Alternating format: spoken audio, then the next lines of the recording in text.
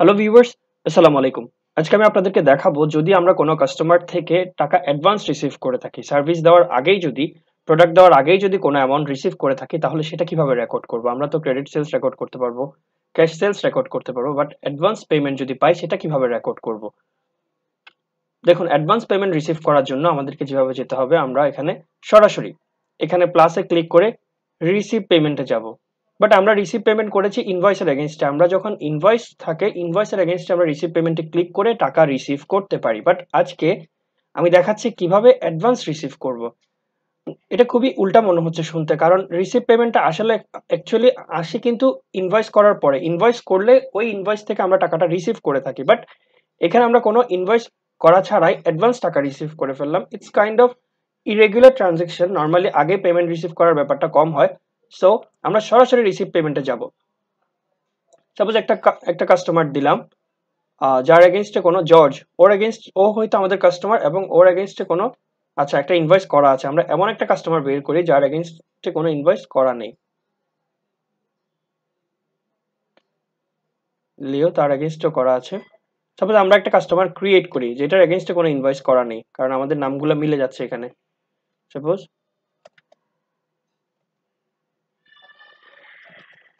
Suppose mister Zain. Suppose উনি আমাদের নতুন কাস্টমার, ওনাদের সাথে পুরাতন সম্পর্ক নেই বলে আমরা ওনাদেরকে বাকিতে দিচ্ছি না।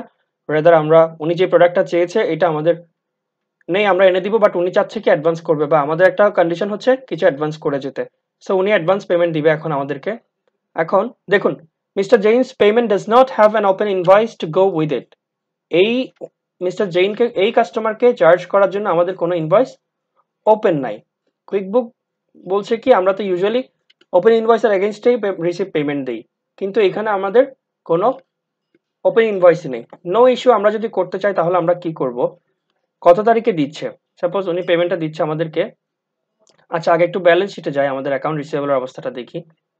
রিপোর্টসে এসে balance sheet, account receivable balance কত, 449194। সাপোজ উনি 9194 দিবে আমাদেরকে। আমি ব্যালেন্সটা ইকুয়াল হওয়ার জন্য, জিরো হওয়ার জন্য আমি 9194 অ্যামাউন্ট ওনার কাছ থেকে রিসিভ করবো। সাপোজ বুঝতে যেন সুবিধা হয়, সাপোজ ডেটটা দিলাম আমি জুলাইয়ের 1 তারিখে। আচ্ছা, আগে যেটা বলছিলাম 9194। সো সাপোজ চেক থ্রোতে দিল, অ্যামাউন্টটা তো আমি আনডিপোজিটেড ফান্ডেই দিব অ্যাজ ইউজুয়াল, আমি যেটা দেখিয়েছিলাম রিসিভেবল থেকে রিসিভ করলে। রেফারেন্স দিলাম আমি, আচ্ছা রেফারেন্স দিলাম আমি, এটা হচ্ছে নাম্বার। সাপোজ অ্যাডভান্স, এটা আসলে একটা সিকোয়েন্স মেনটেন করা হবে সবগুলোর জন্য। ইনভয়েসের জন্য কি ধরনের নাম্বার দিবে, অ্যাডভান্স পেমেন্টের জন্য কিভাবে দিবে, সেলস রিসিটের জন্য কিভাবে দিবে, আমি জাস্ট দেখানোর জন্য বলছি। এখানে মেমোতে লিখে দিলাম অ্যাডভান্স পেমেন্টস রিসিভড। ওকে, আর অ্যামাউন্টটা দিয়ে দিলাম 9194। এটার জন্য আসলে ইমপ্লিকেশনটা কি হবে, এটা আমরা ইউজুয়ালি কি করি, প্রথমে রিসিভেবলকে ডেবিট করি, তারপর আমরা রিসিভেবলকে ক্রেডিট করি। এখন যদি সরাসরি ক্রেডিট করি, টাকা রিসিভ করা মানে রিসিভেবলকে ক্রেডিট করা। এখন আমি যদি সরাসরি ক্রেডিট করি তাহলে তো আমার রিসিভেবল নেগেটিভ ব্যালেন্স দেখাবে।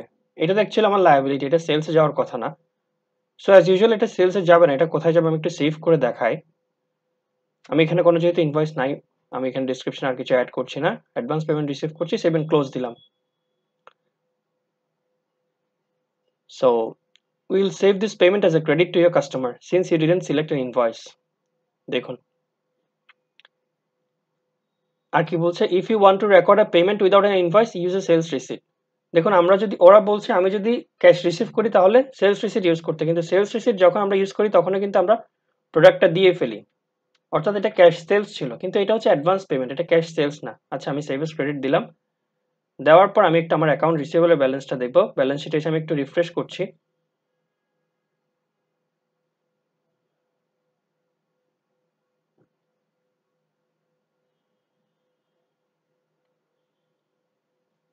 এই যে দেখুন 440000 কি হয়ে গেল, আমার রিসিভেবলটা কমে গেল। কেন কমলো দেখুন, এখানে একটা নেগেটিভ রিসিভেবল দেখাবে, এই যে 9194। এট দ্য সেম টাইম আমার আনডিপোজিটেড ফান্ডসে আমার একটা অ্যামাউন্ট দেখাচ্ছে প্লাস ফিগারে অলরেডি।